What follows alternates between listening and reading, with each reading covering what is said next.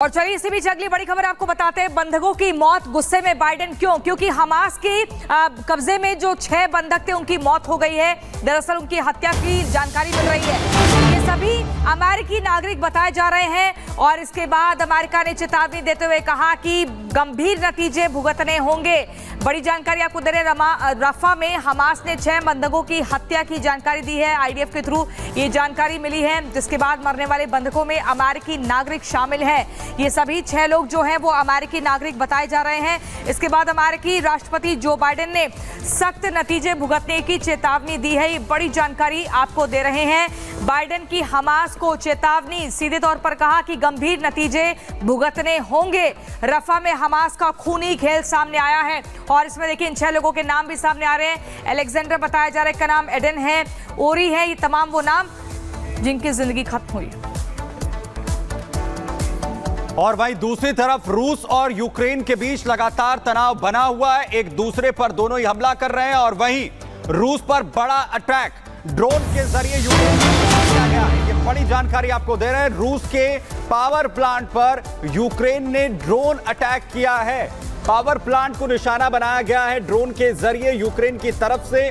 आपको बता दें कि लगातार बड़े हमले जो यूक्रेन है वो कर रहा है। आपको बताएं कि मॉस्को में अब ड्रोन के जरिए इस हमले को अंजाम दिया गया है। मॉस्को के पास पावर प्लांट पर यह ड्रोन से हमला हुआ है। पावर प्लांट और गैस नेटवर्क को इसके जरिए नुकसान पहुंचा है। तस्वीरें देखिए आप, जहां ड्रोन का इस्तेमाल इस हमले के लिए यूक्रेन ने किया है। तस्वीरा मॉस्को पावर प्लांट पर यह ड्रोन अटैक, जिसकी वजह से ना सिर्फ पावर प्लांट बल्कि गैस नेटवर्क को भी खासा नुकसान हुआ है। रूस की धरती पर यूक्रेन की तरफ से ये ड्रोन अटैक हुआ है मॉस्को के पास पावर प्लांट में। आपको बताएं कि लगातार यूक्रेन बड़े हमले रूस में कर रहा है। अब ड्रोन का इस्तेमाल किया गया है। तस्वीरों में जो आप लगातार जो धमाका देख रहे हैं, ये पावर प्लांट को निशाना बनाया गया है।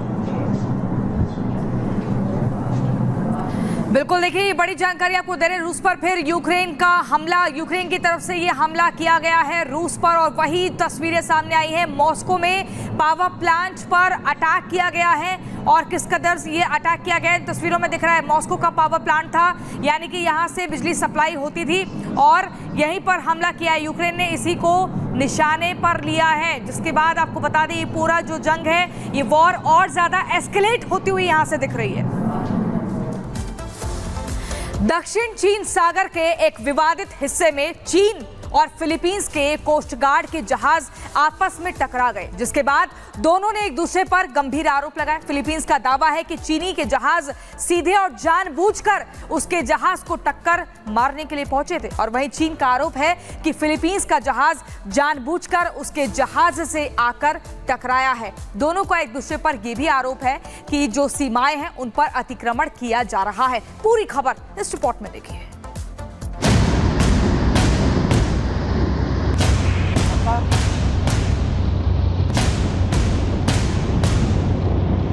चीन फिलीपींस में तनाव, लाल सागर में टकराव, जहाज को मारी टक्कर, कैमरे में कैद चीन की हरकत, समंदर में चीन की दादागिरी।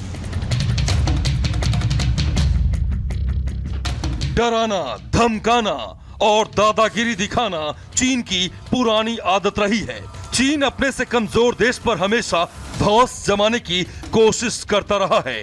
अब दक्षिण चीन सागर से सामने आया एक वीडियो चीन की शराफत की पोल खोल रहा है। दरअसल दक्षिण चीन सागर में चीन फिलीपींस के साथ एक बार फिर भिड़ गया। आरोप है कि चीन के तटरक्षक जहाज ने फिलीपींस के तटरक्षक जहाज बीआरपी टेरेसा को समंदर में 3 बार जोरदार टक्कर मार दी। इस घटना के बाद विवादित जल क्षेत्र में दोनों देशों के बीच एक बार फिर तनाव बढ़ गया है। लाल सागर में 1 महीने के भीतर चीन और फिलीपींस के बीच समंदर में हुआ ये 5वां टकराव है। वहीं दूसरी ओर चीन और फिलीपींस के जहाजों के बीच टक्कर का वीडियो सामने आने के बाद चीन पर गंभीर सवाल खड़े हो रहे हैं। फिलीपींस कोस्ट गार्ड ने टकराव का वीडियो शेयर करते हुए चीनी कोस्ट गार्ड के जहाज पर जानबूझकर फिलीपींस के जहाज को टक्कर मारने का आरोप लगाया है। फिलीपींस के मुताबिक इस टक्कर की वजह से उनके कोस्ट गार्ड वेसल को काफी नुकसान पहुंचा है। आपको बता दें कि चीन लगभग पूरे दक्षिण चीन सागर पर अपना दावा करता है। चीन ऐसे कुछ हिस्सों को अपना बताता है जिस पर फिलीपींस, ब्रुनेई, मलेशिया, ताइवान और वियतनाम भी अपना दावा करते हैं। ताजा घटनाक्रम को लेकर भी चीन ने फिलीपींस पर ही आरोप लगाए हैं। वहीं चीन की इस हरकत के बाद अमेरिका ने भी चीन को आड़े हाथों लिया है। अमेरिका ने चीन को चेतावनी दी है कि अगर दक्षिण चीन सागर में फिलीपींस की सेना पर हमले की कोशिश हुई तो अमेरिका फिलीपींस की रक्षा के लिए बाध्य होगा। बहरहाल चीन समंदर में भले ही दादागिरी दिखाने की कोशिश कर रहा हो, लेकिन फिलीपींस भी चीन से डरने वाला नहीं है। फिलीपींस चीन की दादागिरी से तंग आकर अब खुद को मजबूत करने और चीन को करारा जवाब देने की तैयारी में लग गया है। हालांकि साउथ चाइना सी में चीन और फिलीपींस के बीच टकराव का ये कोई पहला मामला नहीं है। इससे पहले भी कई मौकों पर दोनों देश एक दूसरे से टकराते रहे हैं, लेकिन लाल सागर की इस हालिया घटना ने दुनिया के सामने चीन की पोल खोल दी है। चीन की दादागिरी दुनिया के सामने आ गई है।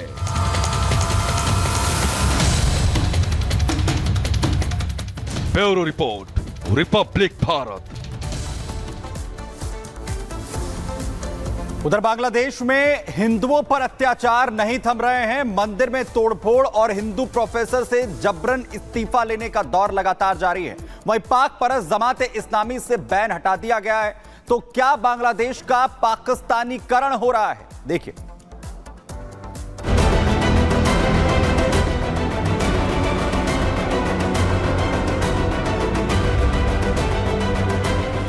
बांग्लादेश अब भी हिंसा की आग में धधक रहा है। ना हालात बदले, ना वारदातें कम हुई और ना ही यूनुस सरकार के कानों में जू रहेगी। लगातार बांग्लादेश में हिंदुओं के मंदिर, उनके घर कट्टरपंथियों के निशाने पर है। लगातार हिंदुओं के घरों को आग के हवाले किया जा रहा है। ये ताजा हालात है बांग्लादेश की गाजीपुर के, जहां कट्टरपंथियों ने हिंदू मंदिर में जमकर तोड़फोड़ की, उत्पात मचाया। सड़कों पर हुड़दंग करते ये लोग सामाजिक ताने बाने के दुश्मन बन बैठे हैं। और तो और ठाकुरगंज में हिंदुओं के घरों को आग के हवाले कर दिया गया।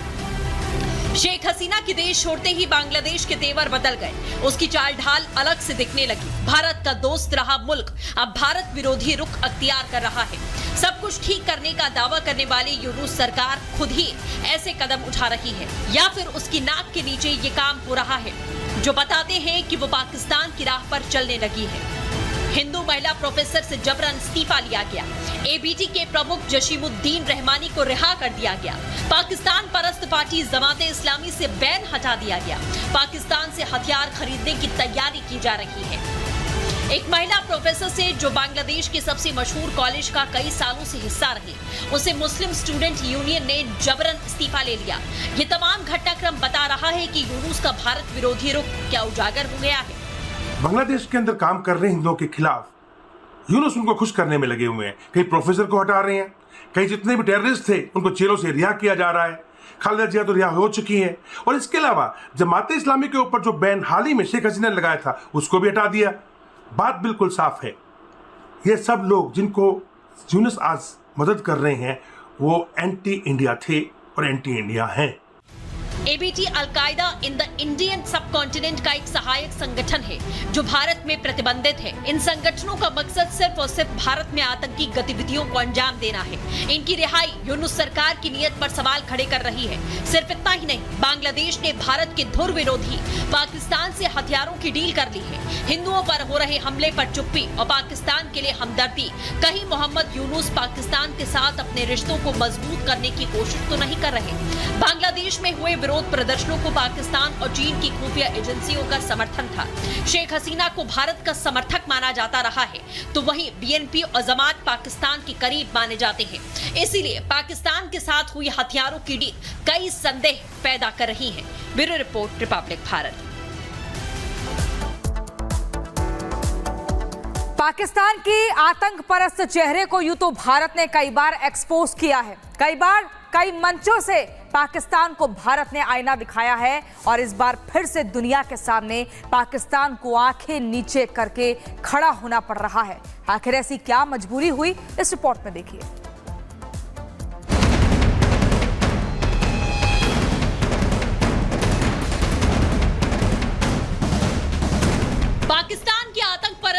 को यूं तो भारत ने कई बार एक्सपोज किया, दुनिया की कई मंचों पर पाकिस्तान को आईना दिखाया, दुनिया को बताया है कि पाकिस्तान आतंकी पालता है, आतंकियों का पनागार है पाकिस्तान, इसमें कोई दो राय नहीं है।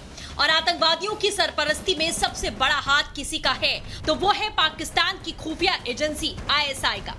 वैसे तो पूरी दुनिया जानती है पाकिस्तान की करतूत को, आतंकिस्तान के मंसूबे सभी को पता है। भारत तो हर बार नापाक मंसूबे उजागर करता रहा, लेकिन इस बार तो अमेरिका ने पाकिस्तान की पोल खोल दी है। अमेरिका की पूर्व राष्ट्रीय सुरक्षा सलाहकार ने शाहबाज के मुल्क के आतंक प्रेम को सरेआम खोल दिया।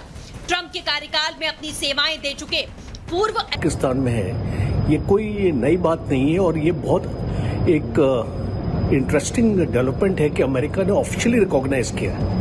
मैकमास्टर ने अपनी किताब a war with ourselves my tour of duty in the Trump White House में ये दावा किया कि हम सभी ने ट्रंप को कहते सुना था, मैं नहीं चाहता कि पाकिस्तान को और पैसा दिया जाए। 2008 की मुंबई आतंकवादी हमले के मास्टरमाइंड हाफिज सईद को रिहा करने पर भी ट्रंप के दौर में NSA रहे मैकमास्टर ने पाकिस्तान को एक्सपोज कर दिया था। हाल ही में भारतीय विदेश मंत्री एस जयशंकर ने साफ कर दिया कि पाकिस्तान को अपनी हरकतों का खामियाजा भुगतना पड़ेगा। I think the era of uninterrupted dialogue with Pakistan is over. Actions have consequences. Bharat अब आतंकिस्तान को सबक सिखा रहा है, लेकिन पाकिस्तान बाज नहीं आ रहा। जबकि ISI का पूर्व चीफ कुछ दिनों पहले ही गिरफ्तार हुआ और अब पाक के एक बड़े army officer lieutenant colonel Khalid और आतंकवादियों ने उनके घर के पास से अगवा कर लिया। पूरा मुल्क आतंक के चक्कर में बर्बाद हो गया। फिर शहबाज का देश आतंक से यारी नहीं तोड़ रहा। यही हाल रहा तो पाकिस्तान में भी अफगानिस्तान जैसे हालात हो सकते हैं। Bureau report, Republic Bharat. वही आखिर अंतरिक्ष यात्री सुनीता विलियम्स कब वापस धरती पर लौटेंगी, यह सवाल लगातार बना हुआ है, क्योंकि लंबा वक्त हो चुका है। जिस वक्त वो जून में गई थी, लेकिन अभी भी उनकी वापसी नहीं हो पाई है। उनकी वापसी की तमाम कोशिशें हो रही हैं और अब ये कहा जा रहा है कि उनकी वापसी में अभी और वक्त लग सकता है और नासा किसी भी तरीके की चूक ना हो, इसके लिए फरवरी तक का प्लान कर रहा है। देखिए,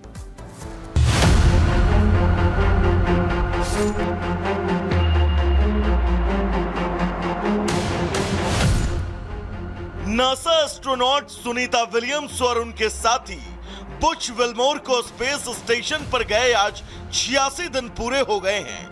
वो दोनों 5 जून को अंतरिक्ष यात्रा पर रवाना हुए थे और उन्हें एक हफ्ते बाद 14 जून को वापस धरती पर लौटना था, लेकिन तय कार्यक्रम के मुताबिक ऐसा नहीं हो पाया। बाद में नासा की तरफ से जानकारी दी गई कि जिस स्पेसशिप स्टार लाइनर से अंतरिक्ष गई थी वो स्पेस स्टेशन पहुंचने से पहले ही खराब हो गई और तभी से दोनों अंतरिक्ष यात्रियों के वापस धरती पर आने को लेकर सस्पेंस बरकरार है। हालांकि नासा ने बीते दिनों दोनों की वापसी को लेकर साफ कह दिया था कि अब सुनीता और विल्मोर के अगले साल फरवरी में ही पृथ्वी पर वापसी के संकेत हैं, लेकिन इतने लंबे वक्त तक दोनों एस्ट्रोनॉट के अंतरिक्ष में फंसे होने को लेकर पूरी दुनिया के लोग फिक्रमंद हैं। इसी कड़ी में अब जानकारी आई है कि नासा ने यह फैसला जानबूझकर लिया है। नासा ने बोइंग को ये 2 एस्ट्रोनॉट्स ले जा करके अंतरिक्ष में जाने की अनुमति दी। ये अपने आप में एक तरह का, मैं ये तो नहीं कहूँगा भूल है, लेकिन थोड़ा रिस्क तो लिया इन दोनों एस्ट्रोनॉट्स के साथ।